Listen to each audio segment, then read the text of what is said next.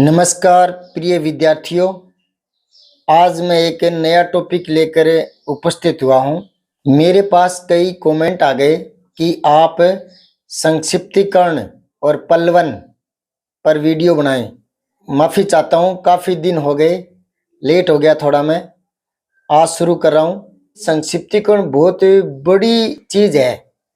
किसी चीज़ का सार निकालना, तो ये एक तो उसकी बुद्धि लब्धता पर निर्भर करता है कि वो किस चीज का निचोड़ कितने सरल शब्दों में निकाल कर समझा सकता है।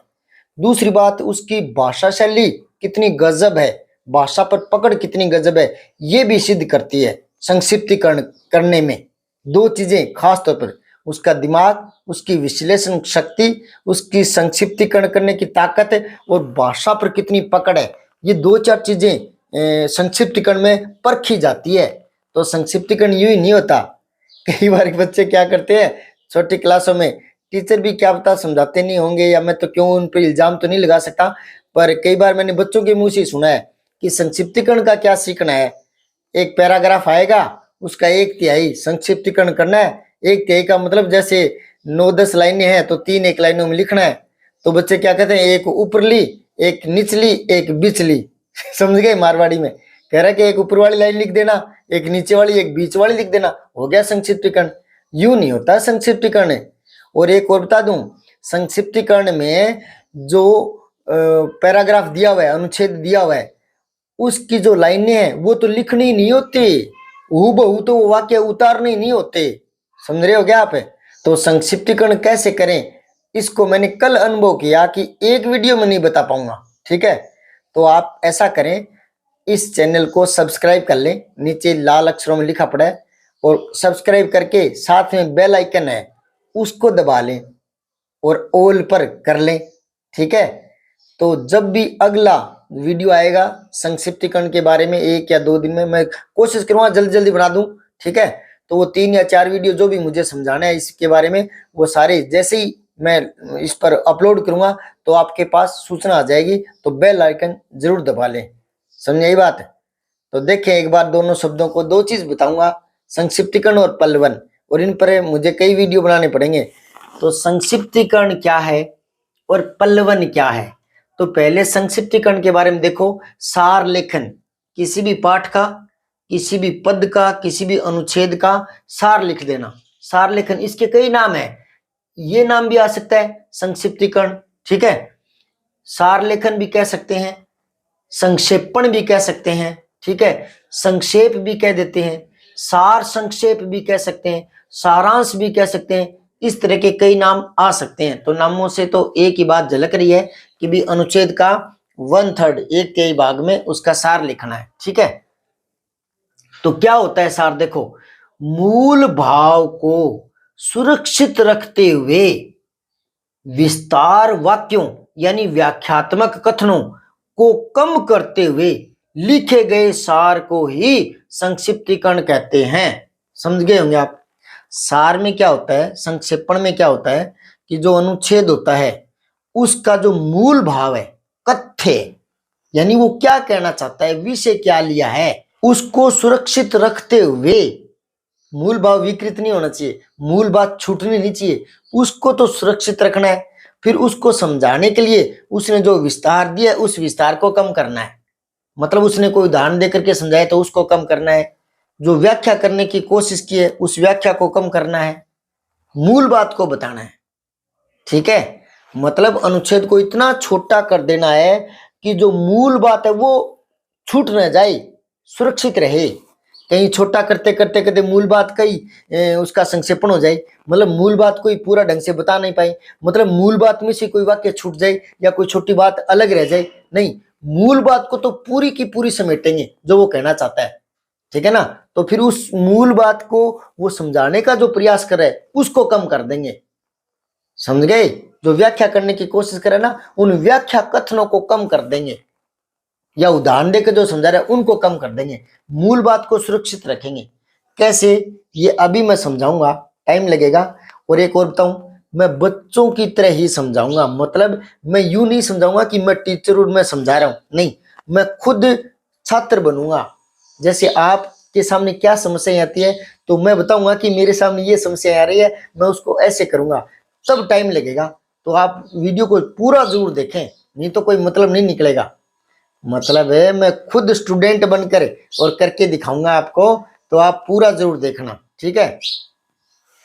अब एक है पल्लवन, इसको आप भाव विस्तार कह सकते हो, विस्तारण भी कह सकते हो, विस्तार लेखन भी कह सकते हो, वृद्धिकरण भी कह सकते हो, है ना। ये बना है पल्लव प्लस में न इसमें प्रत्यय है, ठीक है। पल्लव क्या होता है? पल्लव होता है पत्ते, समझ गए। तो जैसे पतझड़ में पेड़ के सारे पत्ते गिर जाते हैं, है ना, और फिर उसके बाद बसंत ऋतु आती है, तो धीरे धीरे वो पत्ते वापस नई नई कोंपलें, नए नए पत्ते धीरे धीरे, कभी 2-4 दिखेंगे, फिर 15-20, फिर थोड़ा और दिखेंगे और दिखेंगे, 2-4 दिन में ही वो पूरा पेड़ जो है वो वापस हरे भरे पत्तों से लद जाता है ना, पूरा भर जाता है वो पत्तों से। तो हम कहते हैं पल्लवित हो गया, पल्लवित हो गया, पल्लव, पत्ते पत्ते पत्ते पत्ते पत्ते आ गए, है ना। तो उससे ये शब्द ऐसे बना है पल्लवन, यानी भरपूर मात्रा में पत्ते आ जाना, पल्लवन। तो भरपूर रूप से किसी एक छोटी सी लाइन को समझा देना। जैसे पेड़ एक छोटा सा ठूंठ होता है, पत्ते गिरने के बाद में एक ठूंठ दिखता है, टहनिया टहनिया केवल सिंगल, है ना, फिर वो असंख्य पत्तों से भर जाता है ना, पल्लवित हो जाता है, वो पल्लवन हो गया उसका पेड़ का। तो उसी प्रकार से एक पंक्ति देगा वो आपको, उसमें जितने भी भाव छुपे हुए हैं वो सारे आपको बाहर निकालने हैं, ठीक है ना, पल्लवन करना है उसका, भाव विस्तार कहते हैं इसको। कोई ये पंक्ति देगा, जैसे सार सार को गही लई थोथा दई उड़ाई। अब ये एक पंक्ति निकाल के दे दी, पंक्ति वो क्या होती है? सार युक्त होती है, सार। मतलब आप ये मान लो कि पल्लवन ना संक्षिप्तीकरण का उल्टा होता है, विलोम होता है। इसमें तो क्या है, पूरे पैराग्राफ को सार रूप में लिखा जाता है, और यहाँ एक पंक्ति देता है सार की, सार निचोड़ निकाला हुआ, उस पंक्ति में वापस उसका पल्लवन करना है, वापस उसका भाव विस्तार करना है, उसमें क्या गहरे भाव है, क्या गूढ़ भाव है, वो सारे विस्तार से बनाने हैं। यानी आप पल्लवन कर रहे हो ना, तो वो जो पल्लवन हो जाएगा तो वो एक तरह से वो पैराग्राफ बन जाएगा, अनुच्छेद, है ना, जिसका मान लो आपको वापस सार करना है। यानी ये दोनों एक दूसरे के विपरीत है, समझ यही बात है। तो इस पर चर्चा बाद में करेंगे, ठीक है। संक्षिप्त कथन को या गूढ़ बात को या विचार सुक्ति को, कई बार ये सुक्तियां ही होती है। जैसे आप बोलते ना कोटेशन, सु उक्ति, ये यूं बना है, छोटा सु प्लस में उक्ति, उक्ति होता है कथन, सु होता है अच्छा सुंदर, तो सु उक्ति, ये छोटा ऊ और छोटा ऊ बड़ा बन गया सुक्ति। सुक्ति का मतलब है सुंदर कथन। तो जो किसी बात को निचोड़ निकाल करके एक वाक्य में कहते हैं तो उनको बोलते हैं सुक्ति, सुक्तियां, ठीक है ना।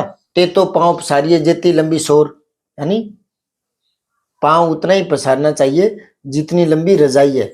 ज्यादा पसारेंगे, पांव को लंबा करेंगे, रजाई छोटी है तो सर्दी मरेंगे ना। तो इसको आपको भाव, इसमें क्या कहना चाहता है, बहुत सारी बातें हैं इसमें। जैसे वो कहना चाह रहा है कि आपकी जो आमदनी है ना उसके अनुसार खर्चा करो। अगर आमदनी थोड़ी है, खर्चा ज्यादा बढ़ा लोगे तो फिर आप अभावग्रस्त जिंदगी में कष्ट भोगते रहोगे। इस तरह के विस्तार से उसको पूरा करना है। मैं तो थोड़ा सा बता रहा हूं अभी, क्योंकि इस टॉपिक को हम बाद में लेंगे पल्लवन को। पहले संक्षिप्तीकरण समझा रहे हैं, तो मैं ज्यादा बोर्ड पर लिख कर नहीं समझा पा रहा हूँ, बोर्ड भी छोटा है और यहाँ समझा नहीं पाऊंगा, तो मैं कॉपी में आपको समझा रहा हूँ, तो देखें ध्यान से। किसी भी अनुच्छेद का संक्षेपण या संक्षिप्तीकरण करने के लिए क्या क्या बातें ध्यान में रखनी है, मैं पढ़ता जाता हूं, आप ध्यान से समझें। किसी अनुच्छेद, विवरण, वक्तव्य अथवा निबंध आदि के मूल भाव को बचाते हुए उसे संक्षिप्त करना ही संक्षेपण कहलाता है। मतलब आप मूल भाव बचाए रखें, उसकी कोई बात छोड़े नहीं, ठीक है। अनावश्यक जो विस्तार होता है या जो व्याख्या करने के लिए वो दूसरे वाक्य लाता है या पुनरावृत्ति वाले वाक्य लाता है या पुनरावृत्ति की कोई बात आती है, उसको कम कर दीजिए, मूल बात बचाए रखें। मूल बात कम नहीं होनी चाहिए, मुख्य बात जो है ना वो कहना चाहता है वो, ठीक है। तो उसको बचाते हुए जो संक्षेपण करोगे ना वो सही संक्षेपण कहलाएगा। अगर आपने मूल बात में से कुछ कम कर दिया तो वो संक्षेपण गलत है। दूसरे शब्दों में कहें तो किसी भी लेख के मूल भाव, केंद्रीय बिंदु, मूल अभिप्राय, को बरकरार रखकर अनावश्यक वर्णनों, अनावश्यक संदर्भों या अनावश्यक शब्दाडंबरों को हटाकर मूल बात का वर्णन करना ही संक्षिप्तीकरण होता है। कई बार क्या है कि कोई बात समझाने के लिए अलग अलग शब्दों का आडंबर तैयार कर देते हैं। शब्द आडंबर का मतलब होता है बेवजह से उसमें लाक्षणिकता लाना, है ना, उसको लोकोक्ति मुहावरों से सजाना। तो ये चीजें हटा देंगे, सिर्फ मूल बात बताएंगे, वही संक्षिप्तीकरण होता है। ठीक है, यानी ज्यादा अलंकारिक शब्दावली होती है उसको शब्दाडंबर कहते हैं, तो वो हटा देना है। ठीक है, यानी सरल सीधी शब्दावली में मूल बात बतानी है। ठीक, इस संक्षेपण प्रक्रिया से संक्षेपणकर्ता की योग्यता, बुद्धि प्रखरता का आकलन होता है। समझ गए? कोई भी संक्षेपण कर रहा है, जैसे मान लो मैं करूंगा, कोई पद दे रखा है उसका संक्षेपण करूंगा, तो इससे क्या झलकेगा? एक तो मेरी जो शैक्षणिक योग्यता है वो झलकेगी, एक मेरी भाषा संबंधी जो मेरा नॉलेज है कि मेरी भाषा पर कितनी पकड़ है, मैं कितना सारयुक्त वाक्य बनाकर कोई बात को व्यक्त कर सकता हूँ, ये योग्यता झलकेगी। साथ में मेरी बुद्धि प्रखरता, कितनी बुद्धि तेज है मेरी, कि मैं मूल बात को कितना ढंग से कैच कर लेता हूँ, ये मेरी बुद्धि की जो प्रखरता है, प्रखर मतलब तेज बुद्धि, ये झलकेगी। तो इसका आकलन हो जाता है। ठीक है, जो आदमी जितना तेज प्रखर बुद्धि का होगा, निचोड़ को पहले समझ लेगा, यानी सारयुक्त बात को पहले निकाल लेगा, यानी उसकी भाषा दक्षता की पहचान हो जाएगी, परख हो जाएगी। ठीक है, ये संक्षेपण करना ना बहुत ही कष्ट साध्य होता है। ठीक है, मतलब आसान बात नहीं होती संक्षेपण करना, किसी बात का सार निकाल लेना, ये तेज बुद्धि वाले लोग होते हैं वही कर पाते हैं, या जिसको भाषा का अच्छा ज्ञान होता है वही सारयुक्त बात लिख पाते हैं। एक तो क्या है कि संक्षेपण जो है ना वो क्यों आवश्यक है? देखो, आजकल जो कोई भी कार्यालय है उसमें बड़े बड़े निबंधों या बड़े बड़े लेखों या बड़े बड़े आलेखों से जो बात अधिकारी होता है उसको समझने में टाइम लगता है। आजकल समय अभाव है, सब कुछ फास्ट हो चला है। ठीक है ना, तो ये कला होनी चाहिए कि आदमी मूल बात को कितना जल्दी से अधिकारी को बता सकता है। तो संक्षेपण होना चाहिए परीक्षाओं में, सिलेबस में। हमारी कक्षाओं के सिलेबस में से संक्षेपण हटा दिया, पहले आता था जब मैं पढ़ता था उस समय। ये तो एक बहुत बढ़िया कला है और समय की मांग है ये, क्योंकि आजकल बड़ा बड़ा लेख, बड़े बड़े निबंध कोई ज्यादा पढ़ना पसंद नहीं करता। अधिकारी भी चाहता है कि उस पत्र में सार वाली बात जल्दी से बता दो, क्योंकि समय का अभाव रहता है। तो संक्षेपण कला बच्चे में आए, वो सीखे कुछ, उसकी बुद्धि प्रखरता तेज हो और उसकी भाषा दक्षता में सुधार आए, तो ये चीजें सिलेबस में होनी चाहिए। अब सिलेबस में है नहीं 9वीं 10वीं 11वीं 12वीं में, और सीधा ही कंपटीशन में ही आते हैं। तो कंपटीशन में आते हैं तो दिक्कत आ जाती है। तो सिलेबस में भी लगाना चाहिए ताकि बच्चा थोड़ा समझे 9वीं 10वीं 11वीं 12वीं में। संक्षेपण करते समय निम्नलिखित बातों का ध्यान रखा जाना चाहिए, इसे गौर से समझना आप। ठीक है, संक्षेपण अगर आप करने जा रहे हो तो कौन कौन सी बातें ध्यान में रखनी है? नंबर 1 देखो, जिस अवतरण या जिस अनुच्छेद का संक्षेपण करना है उसे 2-3 बार पढ़ा जाना चाहिए ये। और अगर आपका अभ्यास काफी हो चुका है, पीछे पड़े हो 1-2 महीने से संक्षेपण प्रक्रिया को सीखने में, तो फिर आप एक बार में ही उसका सार निकाल पाओगे। लेकिन अगर कोई हार्ड पद आ गया, मतलब कोई कठिन अनुच्छेद आ गया जिसका भाव जल्दी से समझ में नहीं आ रहा है, तो उसे कम से कम 2 बार पढ़ लेना चाहिए ताकि आप उसका मूल भाव समझ में आ जाए आपके। किसी प्रसंग का संक्षेपण करते समय विचार श्रृंखला को क्रमबद्ध ही रखना चाहिए। मतलब आपके मन में जो विचार आ रहे हैं उसको पढ़ करके जो मूल बात के विचार आ रहे हैं उनमें क्रमबद्धता लेके आइए। यूं नहीं कि कोई बात लिख दी, फिर दूसरा उदाहरण या दूसरी बात बीच में आ गई, फिर उसी से संबंधित तीसरी बार जो बात याद है वो यहाँ लिख दोगे। नहीं, इन बातों में क्रमबद्धता होनी चाहिए। जो बात आप कहना चाह रहे हो आप अपने विचार में ले लीजिए। दोबारा सुनो, पूरे पद को पढ़ करके आप उसमें जो व्यक्त मूल विचार है उनको ले लीजिए, उनकी एक छोटी सी कहानी क्रमबद्ध तरीके से तैयार कर लीजिए। ये संक्षेपण यूं ही नहीं होगा, आप इसे बार बार पढ़ें और फिर रफ कॉपी में लिख कर देखें। मूल बात को अंडरलाइन करना पड़े ना किसी अनुच्छेद में से, तो अंडरलाइन कर लीजिए कि ये मूल बातें हैं, फिर उनको क्रमबद्धता दीजिए। यूं नहीं कि कोई बात पहले लिख दी, उसी से संबंधित 2 लाइन छोड़कर फिर वो उसी से संबंधित बात आ रही है, तो वो बात आ रही तो उसी में जोड़ो उसको। ठीक है, तो विचार श्रृंखला को क्रमबद्ध रखना चाहिए, जहां तहां न लिखें, कोई बात कहीं लिख दी कोई कहीं लिख दी, ऐसा नहीं होना चाहिए। संक्षिप्तीकरण यानी संक्षिप्त अंश सरल व स्पष्ट होना चाहिए। ठीक है, मतलब इसमें कोई लोकोक्ति मुहावरा, कोई अलंकार वाले शब्दावली हटा देनी चाहिए। विचारों का क्रम मौलिक रचना अनुसार ही होना चाहिए। इसका मतलब ये है कि जो अनुच्छेद में लिखे हुए वाक्य हैं वो वाक्य हूबहू न उतारें, उस चीज को समझ लें, फिर अपनी भाषा शैली में लिखें। ठीक है ना। मौलिक, मौलिक होता है खुद का, मूल से बनाइए खुद का, यानी किसी दूसरे के थोपे हुए विचार नहीं होने चाहिए। वो अनुच्छेद है उसको पढ़ करके आपके मन में क्या विचार आए, आपने क्या ग्रहण किया, उसको अपने अनुसार लिखो। तो दोबारा सुन लें, विचारों का क्रम जो है ना वो मौलिक रचना अनुसार होना चाहिए। जैसे आप अपने शब्दों में व्यक्त कर रहे हो, यानी यूं मान लो कि आप वो बात कह रहे हो। देखो पहले तो वो अनुच्छेद पढ़ो आप, वो किसी और राइटर का है। अब आप उसमें से मूल बात समझ करके अपनी शैली में लिखो। उनके शब्द हटा दो, उनके वाक्य नहीं लिखने, अपने विचार बना करके फिर लिखो। यूं लगना चाहिए कि वो आप कह रहे हैं, जो मूल बात है वो आप खुद बता रहे हैं किसी को, यूं यानी उसके लेखक खुद बन जाओ। वो जो अनुच्छेद है उसका लेखक तो कोई और है, लेकिन संक्षिप्तीकरण करे उसके लेखक तो आप हो ना। तो उसमें मौलिकता तो झलकनी चाहिए ना।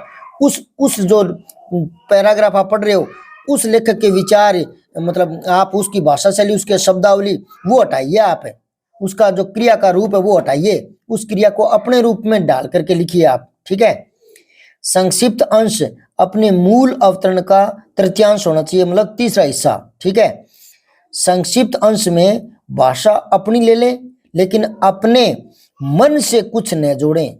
अपने हिसाब से लिखने का मतलब ये नहीं था कि आप अपने विचार जोड़ दोगे, विचार वही रखना जो अनुच्छेद में दिए हुए हैं। हाँ, भाषा शैली या शब्दावली वो अपनी कर सकते हैं। मूल जो है ना वो वही बात होनी चाहिए जो अनुच्छेद में है, वो उसी को सार में अपने हिसाब से कह दो। कई बार छोटी क्लास में आता है ना कि कहानी का सार अपने शब्दों में लिखो। तो वो अपने शब्दों का मतलब है कि आप उस कहानी को यूं का यूं टिपना नहीं है, नकल मार करके उसका यूं का यूं फोटोकॉपी नहीं उतारनी। उस कहानी में आपको क्या समझ में आया वो अपने हिसाब से लिखो, वो होता है। तो उसमें का मतलब ये भी नहीं होता कि आप अपनी बात जोड़ दोगे, बात वही कहनी है, अपनी बात नहीं जोड़नी, अपने विचार नहीं जोड़ने। दोबारा सुन लो, संक्षिप्त अंश में भाषा अपनी ले ले, खुद की भाषा में लिखे, लेकिन अपने मन से कुछ ना जोड़ दें, उसमें अलग चीज ना जोड़ें उसमें। अब आगे देखो, मूल अवतरण में बताई गई मूल बात को ही केंद्र में रखकर उसका शीर्षक दिया जाना चाहिए। अगर शीर्षक देना पड़ता ना किसी अपठित का, तो ये बात भी यहाँ जुड़ जाती है। कारण क्या है? क्योंकि शीर्षक भी किसी अनुच्छेद का तैयार करना होता है आपको, और अनुच्छेद का ही आपको सार लिखना होता है। तो कई बार क्या है, जो सार लिखते हो ना सार, उसी सार को और सार करो, और सार मतलब इतना कुछ कर लो कि वो कम से कम शब्दों में आ जाए, तो वो उसका शीर्षक तैयार हो जाता है। ये बीच में ही बात बता दी मैंने, वरना मैंने शीर्षक तैयार करने की अलग प्लेलिस्ट में एक डाल रखा है, 2-3 वीडियो, उसको देख सकते हैं। पर यहाँ ये बात जुड़ गई क्योंकि किसी अनुच्छेद का ही हम संक्षिप्तीकरण करना चाह रहे हैं, सार लिखना चाह रहे हैं, और शीर्षक सार ही होता है। ठीक है ना। इसे दोबारा समझें, संक्षिप्त अंश का शीर्षक सटीक, संक्षिप्त व सारयुक्त होना चाहिए। यानी शीर्षक उन सारी बातों को पुष्ट करता हुआ होना चाहिए जिनका समर्थन पूरा अवतरण कर रहा है। यानी आप जो शीर्षक तैयार करे हो ना वो सटीक होना चाहिए। सटीक का मतलब उनमें वो बातें आ जानी चाहिए जो पूरे अनुच्छेद में लिखी हुई है। वो शीर्षक पूरे अनुच्छेद की बातों का प्रतिनिधित्व करने वाला होना चाहिए। ठीक है। संक्षेपण का महत्व आज के त्वरित युग में निर्विवाद है। इसमें कोई विवाद नहीं है, कोई बहस नहीं होनी चाहिए कि संक्षेपण का बहुत महत्व होता है आज के युग में, क्योंकि आज का बहुत ही फास्ट युग आ चुका है। ठीक है ना। किसी के पास समय नहीं है और लोग कम से कम समय में ज्यादा से ज्यादा काम करने के आदी हो चुके हैं। तो संक्षेपण का महत्व आज के त्वरित युग में, फास्ट दुनिया में निर्विवाद है। फिर भी खेद है कि भाषा दक्षता की इस कष्ट साध्य कला की आज के स्कूलों कॉलेजों में उपेक्षा की जा रही है। संक्षेपण की रचना विधि में सतत अभ्यास की जरूरत रहती है। यूं नहीं कि मैं आज इसी वीडियो में बता दूंगा और आप संक्षेपण लिखने में समर्थ हो जाओगे, नहीं। मैं काफी अभ्यास करवाने का प्रयास करूंगा, 4-5 वीडियो बनाऊंगा। तो आप इसे सब्सक्राइब करके बेल आइकन दबा लें और बार बार जब भी मैं डालूं वो उसको देखा जरूर करें। इस रचना विधि में कुछ वाक्यांशों के स्थान पर भी एक शब्द लिखना पड़ता है, वो भी आपके लिए सहायक हो सकता है। मतलब जो अनुच्छेद दे रखा है उसका सार करते हो ना, तो कई बार कुछ लंबे लंबे वाक्य होते हैं, उनका भी आपको सार कर लेना चाहिए। तो इसके लिए जो एकल शब्द होते हैं ना, जिनको कहते हैं वाक्यांश के लिए एक शब्द, वो भी आपके पढ़े हुए होने चाहिए, वो बहुत सहायता करते हैं। जैसे मैं एक दो तो यहाँ बता रहा हूँ, जिसमें विघ्न बाधा यानी कांटे न हो, तो उसके लिए आप एक शब्द लिख दो ना, निष्कंटक।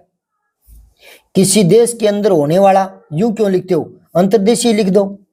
बिना सोचे समझे विश्वास, तो इतना लंबा क्यों लिख रहे हो, अंधविश्वास शब्द का प्रयोग कर सकते हो, छोटा हो गया ना इस वाक्यांश का। जिसमें कुछ करने की क्षमता न हो, तो अक्षम में लिखो ना। अगर आप लिख रहे हो कि मोहन में कुछ करने की क्षमता है नहीं, पूरा वाक्य बना दिया, तो आप सीधे लिखो मोहन अक्षम है, बस छोटा हो गया ना। जिसके पास पहुंचा न जा सके, तो इतने लंबे वाक्य की बजाय आप लिख सकते हो अगम्य। अगम्य का मतलब होता है जहां जाया न जा सके। बढ़ा चढ़ाकर बात कहना, वह तो बहुत ही बढ़ा चढ़ाकर बात कह रहा था, तो इतना लंबा वाक्य क्यों लिखते हो, सीधा लिख दो अतिशयोक्ति, है ना। जिसका कोई अंत न हो, तो अनंत लिख सकते हो। समझ में आ रही बात आपके। जिसके संबंध में कोई निर्णय न हो सकता हो, तो इस प्रकार का लंबा वाक्य लिखने की बजाय आप लिख सकते हो अनिर्णित, जो मैच अनिर्णित रहा, बस छोटा हो सकता है। जिसका मन किसी दूसरी जगह लगा हुआ हो, अन्यमनस्क, ये बहुत ही प्यारा शब्द है, पर इन शब्दों का ज्ञान कब होगा, जब वाक्यांश के लिए एक शब्द पढ़े हुए होंगे, है ना। तो देखो कोई भी चीज कहीं भी पढ़ी कहीं भी काम आ सकती है, ज्ञान कभी भी निरर्थक नहीं जाता।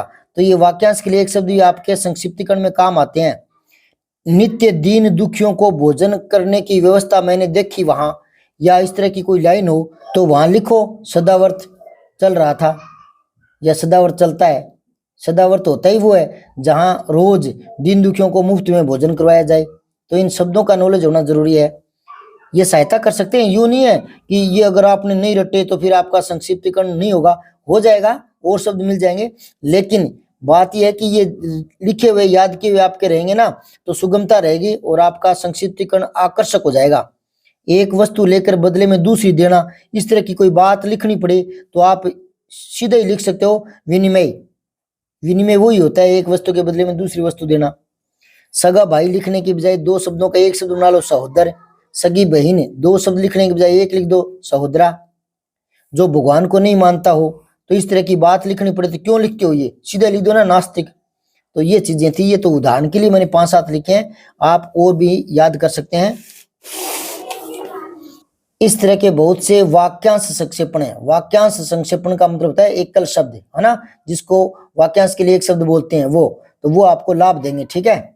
संक्षेपण पढ़ने के बाद, ध्यान से सुनो इस बात को, संक्षेपण पढ़ने के बाद मूल अनुच्छेद को पढ़ने की आवश्यकता नहीं रहती। अगर आपने बढ़िया तरीके से संक्षेपण कर दिया है, तो जो अधिकारी है या कोई और भी है, वो उस संक्षेपण को पढ़ करके सारी बातें जान लेगा, उसी में सारी बातें, सारी कहानी, मूल बात समझ लेगा वो। तो उसको वापस वो जो मूल अनुच्छेद है वो पढ़ने की जरूरत नहीं होती। वो कब जरूरत पड़ेगी, जब आप संक्षेपण में कोई मूल बात छोड़ गए हैं और उसको समझने में दिक्कत आ रही है, तो वो मूल चीज को पढ़ेगा। तो इसका मतलब है आपके संक्षेपण में कमी आ रही है। संक्षेपण में मूल बात नहीं छोड़नी, सार तो करना है, छोटा तो लिखना है, पर इतना छोटा ही मत लिखो कि मूल बात ही मतलब आप छोड़ दो पीछे। या मैंने एक बात लिखी है ना कि मूल बात को बचाते हुए, मूल भाव को बचाते हुए, ये याद रखें, ठीक है। तो दोबारा सुन लो, संक्षेपण करने के बाद मूल अनुच्छेद को पढ़ने की आवश्यकता नहीं रहती। संक्षेपण भाषा की सामासिकता पर जोर देता है, इसको भी नोट करें। सामासिकता क्या है, वही है बड़े से वाक्यों को छोटा कर देना, है ना। जैसे मैं लिखूं रसोई के लिए घर, तो मुझे ना ये के लिए हटा करके रसोई घर ही लिख देना चाहिए ना। 4 शब्दों की बजाय एक ही शब्द बन जाएगा रसोई घर। तो ये तो गया समास है ना। तो समास से बना है सामासिकता। ये कह रहा है भाषा की सामासिकता पर जोर देता है संक्षिप्तीकरण, ठीक है ना। भाषा की सामासिकता, भाषा की सामासिकता का मतलब होता है भाषा को छोटा लिखो, यानी जो बात 4 लाइनों में लिखी हुई है वही बात 1 लाइन में लिख दो, तो सामासिकता पर जोर देता है, ठीक है ना। जैसे एक वाक्य बताऊं मैं, सामासिकता के हिसाब से बता रहा हूं। बैलों द्वारा चलाई जाने वाली गाड़ी लेकर आओ, आज बैलों द्वारा चलाई जाने वाली गाड़ी में चलेंगे। तो इतना लंबा की बजाय यूं बोलो ना, आज बैलगाड़ी में चलेंगे, बैलगाड़ी। तो ये सामासिकता है, समझ गए। संक्षेपण में गागर में सागर भरने के गुण होने चाहिए।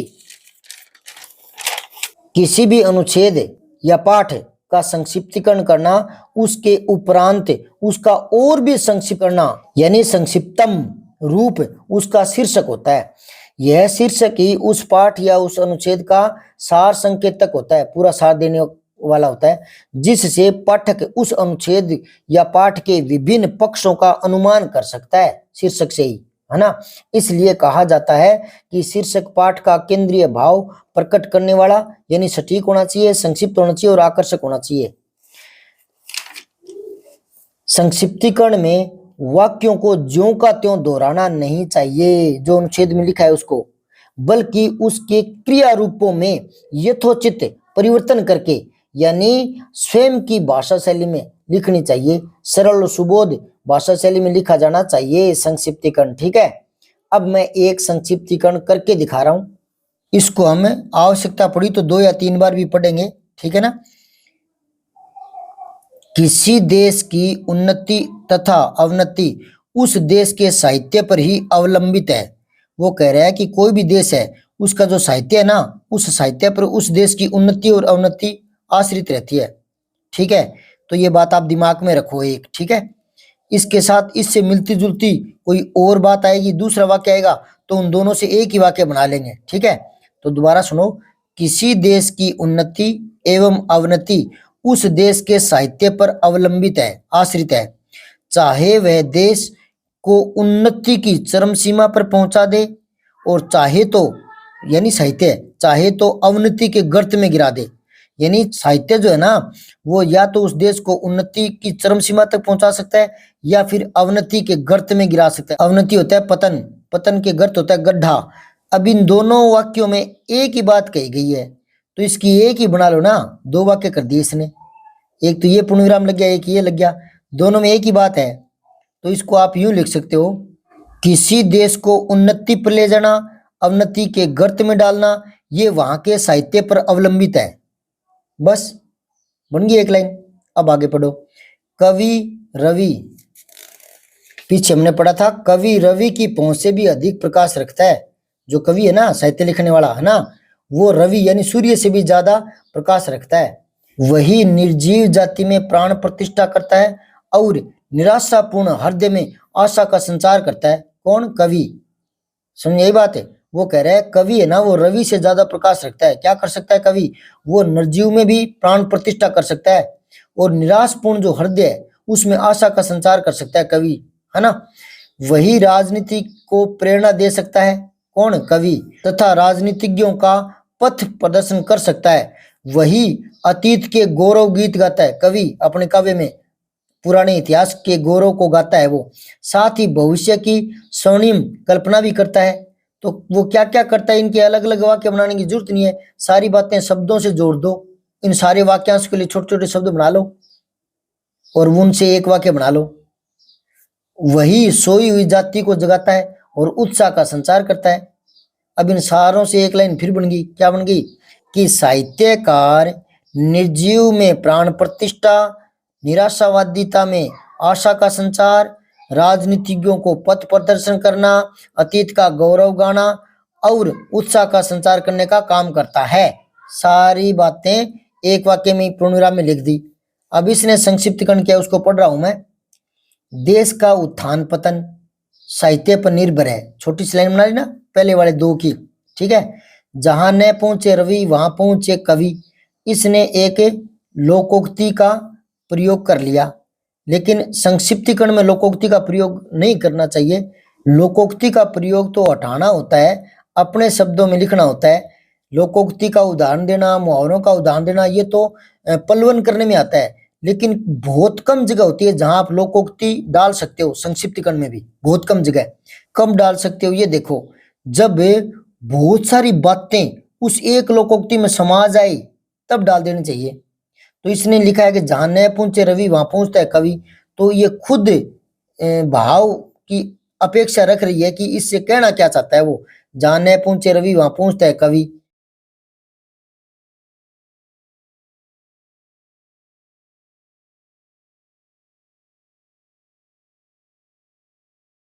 साहित्य लोगों में प्राण प्रतिष्ठा करने वाला, राजनीति का पद प्रदर्शन, अतीत का गायक और भविष्य का स्वप्न दृष्टा होता है। ये लाइन बहुत ही सुंदर लिख दी। तो इतनी सारी बातों को हमने छोटे से में कह दिया। एक और उदाहरण से समझो। आधुनिक जीवन में समाज और राष्ट्र के स्तर पर समाचार पत्रों का बहुत ही विशिष्ट और ऊंचा स्थान है। क्या कह रहा है वो कि आधुनिक जो जीवन है उसमें समाज और राष्ट्र के स्तर पर बात करें तो समाचार पत्रों का योगदान बहुत ऊंचा है और विशिष्ट है। समाचार पत्रों का योगदान, ठीक है। समाचार पत्र मानो अपने देश की सभ्यता, संस्कृति और शक्ति के मानदंड बन गए हैं। सभ्यता के, संस्कृति के और शक्ति के। जिस देश में जितने अच्छे और जितने अधिक समाचार पत्र होते हैं वह देश उतना ही उन्नत होता है और प्रभावशाली समझा जाता है। मतलब अगर समाचार पत्र श्रेष्ठ नैतिकता का पालन करते हैं, अपने कर्तव्य का सही पालन करते हैं और जितने ज्यादा समाचार पत्र पढ़े जाते हैं, पढ़ने वाले लोग हैं, तो वो देश उतना ही समृद्धशाली होगा। ठीक है, तो यहाँ बात क्या चल रही है, समाचार पत्रों के महत्व की बात चल रही है। वो क्या क्या करते हैं समाज में या देश के लिए, कितनी भूमिका निभाते हैं, इस पर बात चल रही है। तो इन बातों को दिमाग में नोट रखो, ठीक है। बहुत से क्षेत्रों में जो काम समाचार पत्र कर जाते हैं वे बड़ी बड़ी सेनाएं नहीं कर पाती और बड़े बड़े राजनीतिज्ञ भी नहीं कर पाते। मतलब समाचार पत्र का योगदान बहुत ज्यादा है, वो देश को नई दिशा दे जाते हैं। समाचार पत्र एक ओर तो जनता का मत सरकार तक पहुंचाते हैं, दूसरी ओर दृढ़ और संतुष्ट लोकतंत्र तैयार करते हैं। समाचार पत्र जितने स्वायत्त होंगे और जितनी नैतिकता का पालन करते हुए कर्तव्य को निर्वाह करते हुए आगे बढ़ते हैं समाचार पत्र, तो वो जनता की जो आवाज है वो सरकार तक पहुंचाते हैं और सरकार को भी एक सुदृढ़ता प्रदान करने वाले लोकतंत्र के रूप में तैयार कर सकते हैं। देश को सभी प्रकार से सजग रखने में समाचार पत्रों की अहम भूमिका है। सरकार को भी, पक्ष को भी, विपक्ष को भी, है ना। स्कूल, कॉलेज, विद्यालय, अस्पताल सभी में क्या, कहाँ, कौन सी विसंगति है, इन चीजों को पत्रकार उठाते रहते हैं, तो वो सजग रहते हैं अपने अपने कार्य क्षेत्रों में। तो इसके लिए अखबारों की अहम भूमिका है। अभी तक सारी बात अखबारों पर चल रही है ना, अब इसका सार लिखेंगे हम। और इसके मुकाबले कोई अन्य माध्यम इतना सशक्त नहीं हो सकता जितना अखबार वाले हैं इस काम करने में। ये तो बात पहले आ गई कि जो काम सेना नहीं कर सकती या राजनीतिज्ञ नहीं कर सकता वो अखबार वाले कर सकते हैं, एक लोकमत तैयार करके। तो ये तो बात आ गई ना। अब इसका सार करना है, ठीक है। इसने क्या किया है कि समाचार पत्रों का देश और समाज में बड़ा महत्व है, ठीक। ये राष्ट्र की सभ्यता, संस्कृति और शक्ति के मानदंड होते हैं, ठीक। ये सुदृढ़ लोकमत तैयार करने के सशक्त साधन होते हैं, ठीक है। अब मैं चाहूं तो इन तीनों से एक ही वाक्य बना सकता हूं। इन तीनों से एक वाक्य ऐसे बन जाएगा कि समाचार पत्रों का देश और समाज में इसलिए बड़ा महत्व है कि वे सभ्यता, संस्कृति और शक्ति के मानदंड होने के साथ साथ एक सुदृढ़ लोकमत तैयार करते हैं। एक ही वाक्य बन गया। लेकिन चलो बात यह है कि संक्षिप्तीकरण में भाषा सरल होनी चाहिए, तो संयुक्त वाक्यों का कम से कम प्रयोग करें, ठीक है। और अगर आवश्यकता हो तो करें, दोनों ही बातें हैं। बात यहाँ ये है कि आपकी भाषा शैली इतनी दुरूह न हो कि जो आप कहना चाहते हैं वो अगले को समझने में दिक्कत आई। अगर आप संयुक्त वाक्य सरलता से बना रहे हैं, भावाभिव्यक्ति में बाधक नहीं है, तो आप दो तीन बातों की एक बात बना सकते हैं। ये सुदृढ़ लोकमत तैयार करने, सरकार को नियंत्रण में रखने, देश को सजग और सजीव बनाए रखने के सशक्त साधन है।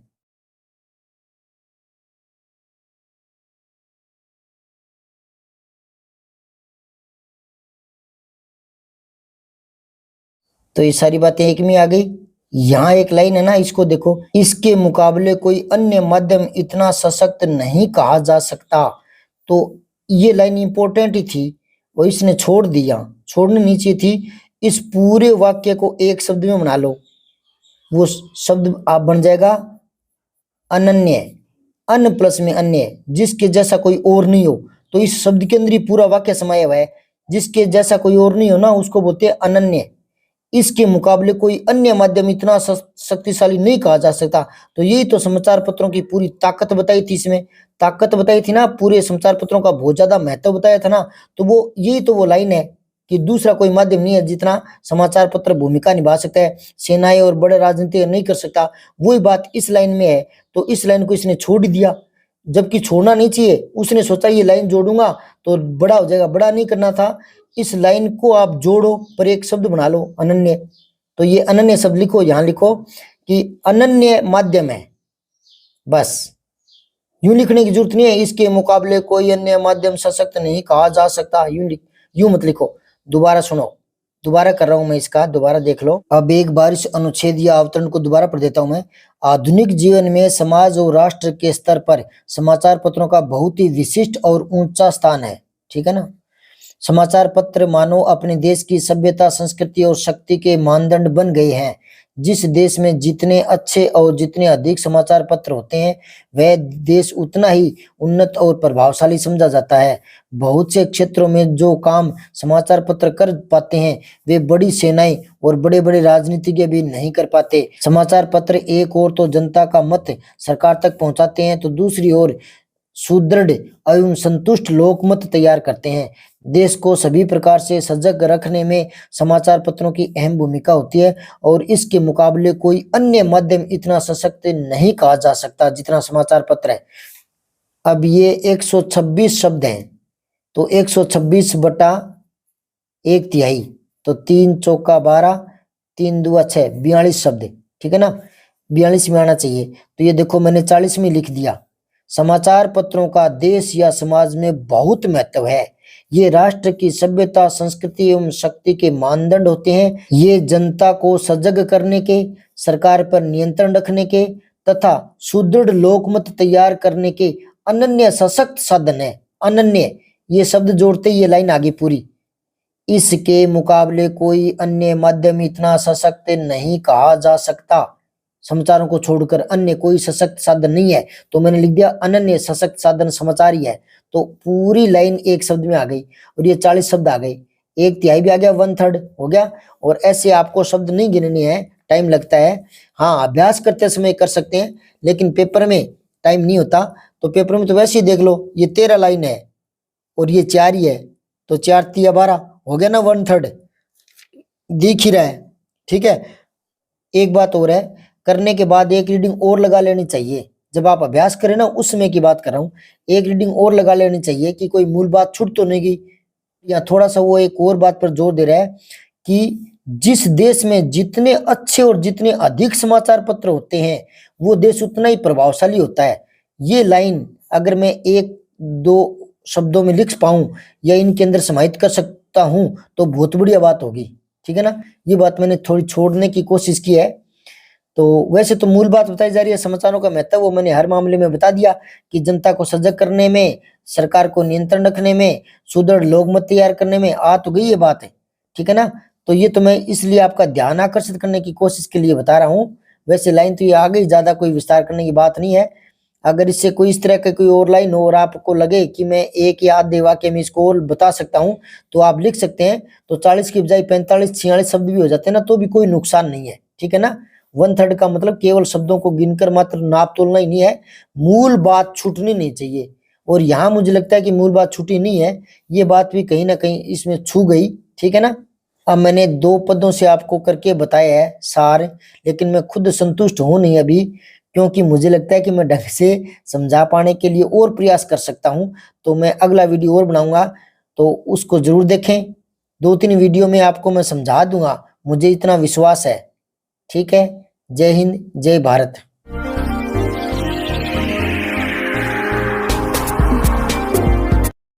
जय हिंद, विजय हिंदी।